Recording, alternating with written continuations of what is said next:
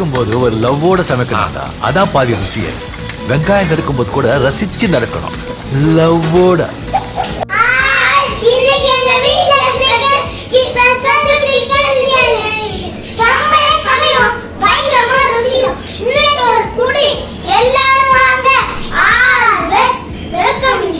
வணக்கம் and welcome to In-Laws சமையல். இன்னைக்கு நம்ம பார்க்க போற டிஷ் ஸ்பெஷல் சிக்கன் பிரியாணி. வாங்க சிக்கன் பிரியாணிக்கு என்னென்ன தேவை, எப்படி செய்யலாம்ங்கறத பார்க்கலாம். வணக்கம்ங்க. இப்போ மருமக சொன்ன மாதிரி பிரியாணிக்கு என்னென்ன தேவைங்கிறத பார்க்கலாம். இப்போ நான் ஒரு 6 பெரிய வெங்காயம் கட் பண்ணி வச்சிருக்கிறேன் நீல வாக்கில். 5 தக்காளி கட் பண்ணி வச்சிருக்கேன் நீல வாக்கில். அதுக்கு வந்து பச்சை மிளகாய் ஒரு 10 பச்சை மிளகாய் எடுத்துருக்கிறேன். ஏன்னா குழந்தைங்க சாப்பிடணும், அதுக்காக கம்மியாகவே போடுறேன். 10 பச்சை மிளகா, அப்புறம் புதினா ஒரு பவுல் புதினா எடுத்து வச்சுருக்கேன் ஒரு கட்டு, மல்லிக்கீரை ஒரு கட்டு, தயிர் ஒரு கப்பு. இதில் வந்து தேங்காய் துருவி நான் அரைச்சி வச்சுருக்கிறேன் வறுத்து. அதில் வந்து பாதாம் 6, 5 முந்திரி பருப்பு, கிராம்பு, 3 ஏலக்காய், பட்டை இவ்வளவும் போட்டு அரைச்சி வச்சுருக்கிறேன் நல்லா வறுத்துட்டு. பாதி மூடி தேங்காய் தான் இது. கருவேப்பிலை தாளிக்கிறதுக்கு, இஞ்சி பூண்டு பேஸ்ட்டு, பிரியாணி மசாலா ஒரு 2 ஸ்பூன், இந்த ஸ்பூனில் 2 ஸ்பூன் எடுத்து வச்சுருக்கேன். அதே மாதிரி மிளகாத்தூள் வந்து ஒரே ஒரு ஸ்பூன் எடுத்து வச்சுருக்கிறேன். இந்த சின்ன ஸ்பூனில் ஒரு ஸ்பூன், காரம் கம்மியாக போடுவோம்ட்டு. பட்டை, பிரியாணி இலை, ஏலக்காய், கிராம்பு இவ்வளோ எடுத்து வச்சுருக்கிறேன். தேவைக்களவான உப்பு, இன்றைக்கி வந்து நான் கல் உப்பு தான் சேர்க்குறேன், தூள் உப்பு போடலை. தேவைக்களவான மஞ்சள் பொடி. இது வந்து கலர் பவுட்ரு. நம்ம அந்த கேசரி பவுட்ரு கொஞ்சம் அந்த சிக்கன் செய்யும்போது போட்டால் நல்லா கலர் கொடுக்கும், நல்லாயிருக்கும். தேவைக்கு லெமன் ஒன்று எடுத்து வச்சுருக்கிறேன். இது வந்து இந்த சிக்கனோட ஈரல் வறுக்கிறதுக்கு எல்லாம் பரட்டி வச்சுருக்கிறேன். சிக்கன் வந்து மசாலாலாம் போட்டு எல்லாம் போட்டு பரட்டி வச்சுருக்கேன். இப்போ நம்ம பிரியாணி அரிசி, இது வந்து ஜீரக சம்பா. இந்த அரிசியில் பிரியாணி செஞ்சால் ரொம்ப நல்லாயிருக்கும். இந்த அரிசி தான் நாங்கள் வாங்கிடுவோம். இது 1 கிலோ எடுத்து வச்சுருக்கிறேன். இந்த பவுல் கணக்கு தான். அதோட டவுட்டு, இஞ்சி பூண்டு பேஸ்ட் எத்தனை ஸ்பூன் வச்சிங்க? ஆமாம், இஞ்சி பூண்டு பேஸ்ட் வந்து இந்த ஸ்பூனில் 1.5 ஸ்பூன் எடுத்துருக்கேன். இது வந்து இந்த பவுல் தான் கணக்கு நமக்கு. இதில் 2 பவுல் தண்ணி ஊற்றணும். இப்போ நம்ம இந்த சிக்கன் பொரிக்கிறதுக்கு எப்படி என்ன பண்ணலான்றதை பார்ப்போம் வாங்க. சிக்கன் 1.5 கிலோ எடுத்திருக்கேன். அதுக்கு வந்து நம்ம பொரிக்கிறதுக்கு என்னென்ன மசாலா தேவைங்கிறத பார்க்கலாம். இப்போ நான் என்னென்ன போட போகிறேன்னு பாருங்கள் வாங்க. இந்த ஸ்பூனில் 1 ஸ்பூன் மஞ்சள் பொடி போடுறேன்.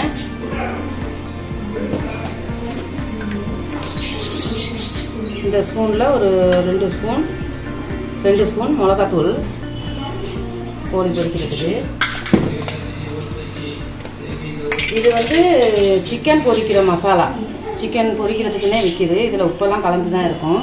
இதையும் போட்டுக்கிறேன். ஒரு 3 கரண்டி சேர்க்குறேன். அப்புறமா 1 ஸ்பூன் தயிர் சேர்க்குறேன்.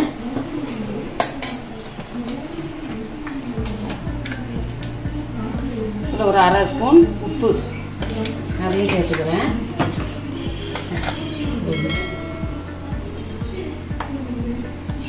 இஞ்சி பூண்டு பேஸ்ட்டு வந்து ஒரு 1/4 ஸ்பூன் சேர்த்துக்கிறேன்.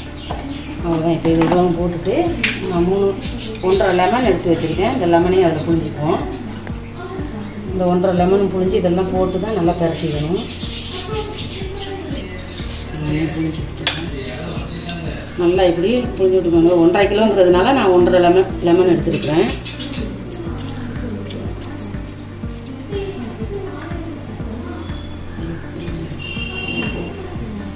இப்போ இதெல்லாம் வந்து நம்ம நல்லா பரட்டிக்குவோம்.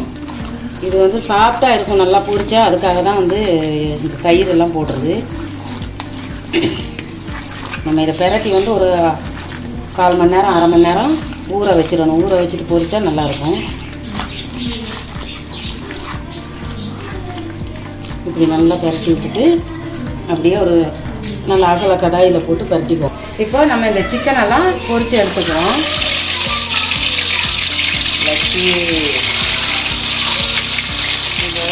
பொரிச்சு பிரியாணி செஞ்சால் ரொம்ப நல்லாயிருக்கும். நல்லா ஒரு பெரிய கடாய் வச்சுட்டு நல்லா இந்த கறி மூங்குற அளவுக்கு எண்ணெய் ஊற்றிக்கிட்டேன். அதான் கறியெல்லாம் நல்லா வறுக்கணும். நம்ம இது நல்லா வறுக்கணும்னு இல்லை, நம்ம ஒரு 3/4 பொரியல் பொரிச்சாலே போதும். இந்த சிக்கனில் ரொம்ப முருகிற வரைக்கும் பொரிக்க தேவையில்லை. ஏன்னா நம்ம பிரியாணியில் போட்டு கொடுக்கணும். சாப்பிட்றதுக்குன்னா கொஞ்சம் நல்லா முருகலாக பொரிக்கணும். இப்படி ஒரு பீஸாக அழகாக போட்டு இந்த அளவுக்கு போட்டால் போதும். இது நல்லா பொரியட்டும். இப்போ இந்த அளவுக்கு சிக்கன் எல்லாம் பொரிஞ்சிருச்சு. நான் இப்போ எடுத்துடுறேங்க. இந்த அளவுக்கு இந்த பதம் பொரிஞ்சால் போதும் நம்ம பிரியாணியில் சேர்க்குறதுக்கு. குழந்தைங்க சாப்பிடணுமா இருந்தால் நீங்கள் இன்னும் கொஞ்சம் நல்லா பொரிய வச்சுக்கலாம். பாருங்க, இது போட இப்படி போட்டால் உடையாமல் இருக்கும், கலரும் வெள்ளையாக இருக்காது, பார்க்குறதுக்கு நல்லாயிருக்கும்.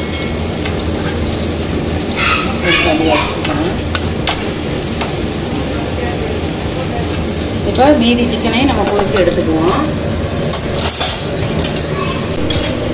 நம்ம எல்லா சிக்கனையும் பொரிச்சு எடுத்தாச்சு. இந்த மாதிரி இந்த அளவுக்கு பொரிச்சு எடுத்துக்கிறணும். இப்போது நான் ஒரு பெரிய சட்டி பிரியாணி செய்கிறதுக்கு 1 கிலோ அரிசி செய்கிறதுக்கான பிரியாணி செய்கிறதுக்கு சட்டி வச்சுருக்கு. சிக்கனை கலவாட்டு தின்னுதுங்க புதுசல் முன்னாடி போடியாச்சு. இதை சொல்லிக்கிறேன். வச்சுட்டு நம்ம எவ்வளோ எண்ணெய் சொல்லுறது, ஒரு பவுல் எண்ணெய் ஊற்றிருக்கேன். ஏன்னா பிரியாணிக்கு நிறைய எண்ணெய் ஊற்றணும், அதனால் ஒரு பவுல் எண்ணெய் ஊற்றிருக்கேன். இப்போ இந்த தாளிக்கிற பட்டை, லவங்கம், பிரிஞ்சலை, ஏலக்காயெல்லாம் போடுறதில்ல.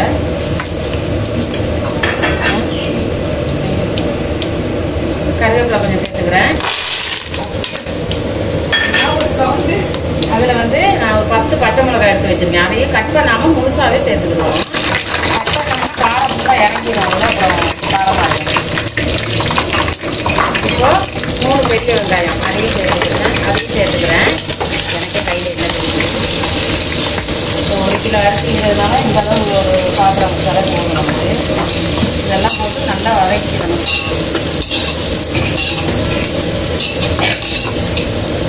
எண்ணெய் கொஞ்சம் நிறையா ஊற்றி செஞ்சால் தான் பிரியாணி நல்லாயிருக்கும், இல்லைன்னா அப்படியே ட்ரையாக இருக்கும். இது நல்லா வதக்கிட்டோம். சாப்பிடும்போது தரமாட்டேன். இப்போ தான் அதே இவ்வளோ பீஸ் யார் சாப்பிடுவாங்க? அது போட்டு நல்லா வதங்கட்டும். இப்போ நான் கொஞ்சம் கல்லுப்பு எடுத்து வச்சுருக்கிறேன். நான் இது வரைக்கும் கல்லுப்பு யூஸ் பண்ணதில்லை, ஃபஸ்ட் டைம் போடுறேன். கொஞ்சமாகவே போட்டுக்கிறேன்.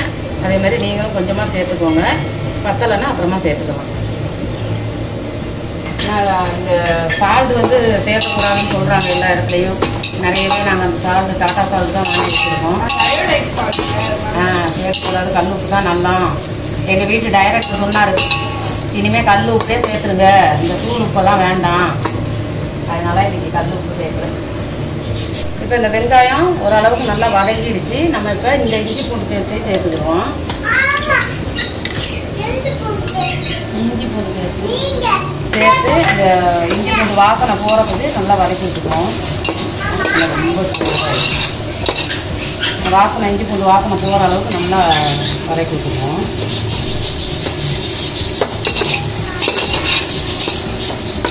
தக்காளி இதில் 5 தக்காளி கட் பண்ணி வச்சுருக்கேன், அதையும் சேர்த்துக்கிடுவோம். இப்போ வந்து அவங்க பாடி கார்டு மாதிரி நிற்கிறாங்க. சிக்கன் பீஸை யாரும் ஊற்றிட்டு போக போகிறாங்க. என்ன வந்து பொறிச்சு வச்சுருக்க சிக்கனை எடுத்து வச்சு தின்னுதுங்க. அதை சாப்பிட்டு முடிச்சுட்டு அப்புறம் நான் பிரியாணி என்னத்தை செய்கிறது, அதுக்காக தான் நினைச்சிருக்கேன். பக்கத்தில் நல்லா இந்த தக்காளி போட்டு நல்லா கிளறி விட்டுறணும். கிளறி ஓரளவு கொஞ்சம் வதங்குற அளவுக்கு அப்படியே விட்டுடுவோம், வதங்கட்டும். இப்போ நம்ம அந்த வெங்காயம் தக்காளி எல்லாம் நல்லா வதங்கிடுச்சு. இஞ்சி பூண்டு வாசனை, அந்த பச்சை வாசனை எல்லாம் போயிடுச்சு. இப்போ வந்து நம்ம இந்த தயிரையும் சேர்த்துப்போம். இதில் தயிர் 1 கப்பு தயிர் சேர்த்துக்குவோம்.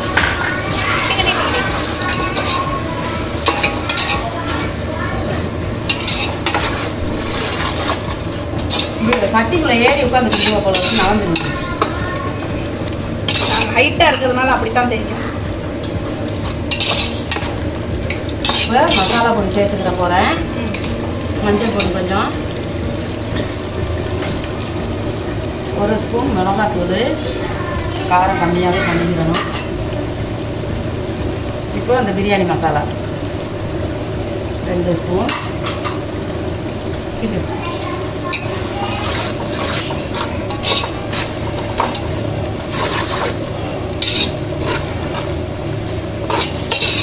எனக்கு ஊற்றுறதுக்கு ஏன்னா இவ்வளோ பெருசாக இங்கே நின்று நான் என்ன நிற்கிறேன். நான் என்ன பண்ணுறேன், திருப்பி வந்தால் திருப்பி காம்ப்ளான். இப்போ வந்து நான் அந்த கேசரி பவுடர் கொஞ்சோண்டு எடுத்து வச்சுருந்தேன், ஒரு 4 ஸ்பூனு. அதில் வந்து கொஞ்சம் தண்ணி மிக்ஸ் பண்ணி அப்படியே கரைச்சிட்டு நீங்கள் இதில் ஊற்றிடணும். அப்போ தான் கொஞ்சம் கலர் கொடுக்கும், நல்லாயிருக்கும். இதே வெறும் பவுடராக போடாமல் ஏன் தண்ணி மிக்ஸ் பண்ணி விட்றீங்க? பவுடராக போட்டால் அங்கங்கே கிட்டத்தட்ட இருக்கும். அப்போ இது வந்து எல்லாம் கலந்துடும். அடுத்து மல்லி ஒரு கப்பு எடுத்து வச்சுருக்கேன், அதையும் சேர்த்துக்கிறேன். போன வட்டம் நான் மட்டன் பிரியாணி செய்யும்போது எல்லாமே அரைச்சி செஞ்சேன் இல்லையா? மட்டன் பிரியாணி செஞ்சதுக்கு போது இதெல்லாம் அரைச்சி தான் செஞ்சேன். நான் சிக்கன் பிரியாணிக்கு வந்து எல்லாமே முழுசு முழுசாகவே போடுறேன். நல்லா வதங்கி வரலாம். புதினா ஒரு பவுல் எடுத்து வச்சுருக்கேன், ஒரு கட்டு. இது நல்லா சுத்தம் பண்ணி வச்சுட்டு இது ஞாயிற்றுக்கிழமைனாலே ஒன்று நான்வெஜ் கேட்குறாங்க, இல்லை பிரியாணி கேட்குறாங்க. வீட்டில் பிள்ளைங்க சாப்பிடுவாங்க தானே, அதில் உள்ளதானே. ஆனால் இப்போ கொடுத்துட்டாங்க நிறையா. அது வரைக்கல.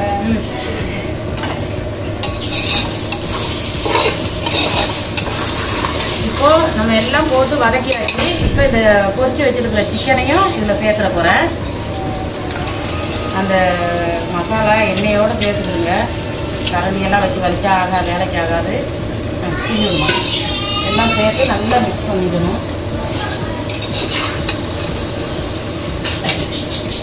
இந்த இப்படி செய்த சிக்கன் பிரியாணி ரொம்ப டேஸ்ட்டாக இருக்கும். இதுதான் கடையில் சிக்கன், ஸ்பெஷல் சிக்கன் பிரியாணி.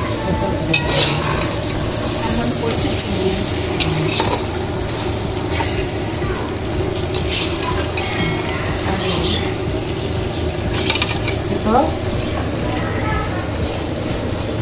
கரண்டி இதில் வந்து ஒரு லெமன் புரிஞ்சு வச்சுருக்கேன், அதையும் நம்ம இதில் சேர்த்துக்குவோம். போட்டே இதில் போட்டு அதே இப்போ நல்லா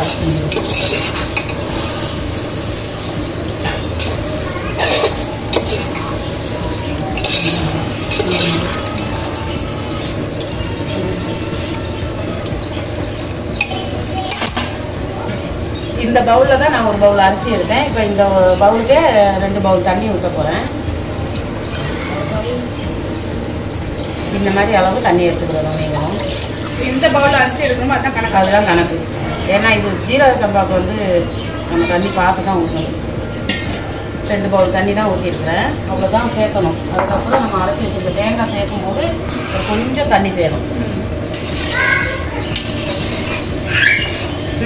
ஏமா நல்லா கிண்டி விட்டுட்டு மூடி போட்டு கொஞ்ச நேரம் மூடிடணும். நல்லா கொதி வரட்டுது. கொதி வந்தோன்னா தான் நம்ம அரிசி போடணும். பாஸ்மதி அரிசியை வந்து நீங்கள் பாஸ்மதி சீரக சம்பா அரிசியை வந்து நீங்கள் முன்னாடியே ஊற வச்சிடக்கூடாது. நம்ம இதெல்லாம் ரெடி பண்ணிக்கிட்டு ஒரு 5 நிமிஷம் ஊறினா போதும். இப்போ நான் இதை மூடியை போட்டு மூடிட்டு அரிசியை கழுவி எடுத்துக்கிட்டு வந்துடுறேன். இப்போ வந்து நான் இந்த எல்லாமே மிக்ஸ் பண்ணி வறுத்து அரைச்சி வச்சுருக்கிற தேங்காயை இதில் சேர்க்க போகிறேன். இந்த பிரியாணியில் இதெல்லாம் சேர்த்து நம்ம கொதிக்க விட்டுருணும். இப்போ நல்லா கொதிச்சுக்கிட்டு இருக்கிறதுனால தான் நான் இந்த தேங்காய் சேர்க்குறேன். அதே போல் தேங்காயையும் ஊற்றி கொஞ்சம் நேரம் கொதிக்கணும். தேங்காய் ஊற்றிட்டு நம்ம அந்த பவுலில் கொஞ்சம் தண்ணி ஊற்றி இந்த மீதி தேங்காயும் ஊற்றிடுவோம். தேங்காய் ஊற்றணும்னா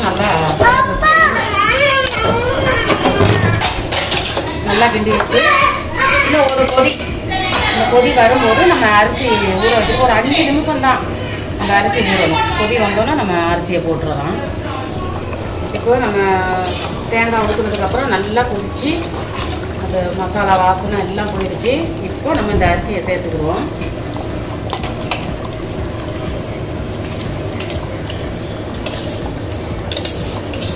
பாஸ்மதி சீரக சம்பா கொஞ்சம் தண்ணி அதுவே வருது வாங்கி. இது வந்து நான் இப்போ தம் பிரியாணி தான் போட போகிறேன். விறகு அடுப்பு இருக்கிறவங்க வந்து அந்த தம் போட்டுட்டு என்ன பண்ணுவாங்க, மூடி மேலே நெருப்பு கங்கு அந்த நெருப்பு கங்கு இருக்கு அதை அள்ளி வைப்பாங்க. கங்குன்னு சொல்லுவாங்க, நெருப்பு தணல், அதை அள்ளி வைப்பாங்க. நான் வந்து தோசை கல் வச்சு அதில் தான் வந்து தம் போட போகிறேன். இது வந்து செட் ஆனதுக்கு அப்புறம் தான் தம் போடுவேன். பாருங்க போட்டு நம்ம அரிசி அடுப்பு கறி விட்டுறணும்.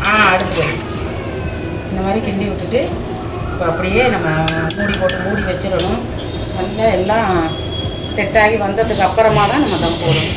பிரியாணி வந்து நான் ஏற்கனவே தம்மில் போட்டுட்டேன். இப்போ வந்து நான் அடுப்பு வந்து சிம்மில் வச்சு தான் ஒரு தோசைக்கல் வச்சு அது மேலே பிரியாணியை தம் போட்டிருக்கேன். மேலால கொஞ்சம் நெய் ஊற்றிருக்கேன். சைடில் வந்து 4 பக்கமும் பேப்பர் வச்சுருக்கிறேன், மடித்து 4ஆக மடித்து பேப்பர் வச்சு அது மேலே மூடிட்டு இந்த மாதிரி ஒரு பானை ஃபுல்லாக தண்ணி எடுத்து வெயிட் வச்சுக்கணும். பேப்பர் வைக்கிறீங்க? அந்த வேர்வை தண்ணியெல்லாம் உள்ளே வடிஞ்சிடாமல் இருக்கிறது. அப்போ அந்த வேர்வை தண்ணியெல்லாம் பேப்பரில் தான் இருக்கும். அதுக்காக தான் பேப்பர் வைக்கிறது. இப்போ நான் வந்து இந்த தம்மில் இருக்கிற பிரியாணி எடுக்க போகிறேன். ஒரு 10லேருந்து 15-20 நிமிஷம் நான் தம்மில் வச்சுருவேன். இப்போ நம்ம அந்த தண்ணி பானையை இறக்கிட்டு பிரியாணி எப்படி இருக்குன்னு பார்ப்போம். மூடி வந்து சுற்றுலாம் எடுத்துட்டு இந்த பாருங்கள் பேப்பரில் வடிச்சிருக்கு வேர்வை தண்ணியெல்லாம். வேர்வை தண்ணியெல்லாம் பாருங்கள் பேப்பரில் உறிஞ்சிட்டு அந்த பேப்பரை அப்படியே எடுத்துட்டு இப்போ தம் பிரியாணி ரெடி. நம்ம பாருங்க குழையலை உடையலை கறியெல்லாம் அப்படியே முழுசு முழுசாக இருக்குது. சூப்பரான ஒரு பிரியாணி ரெடி.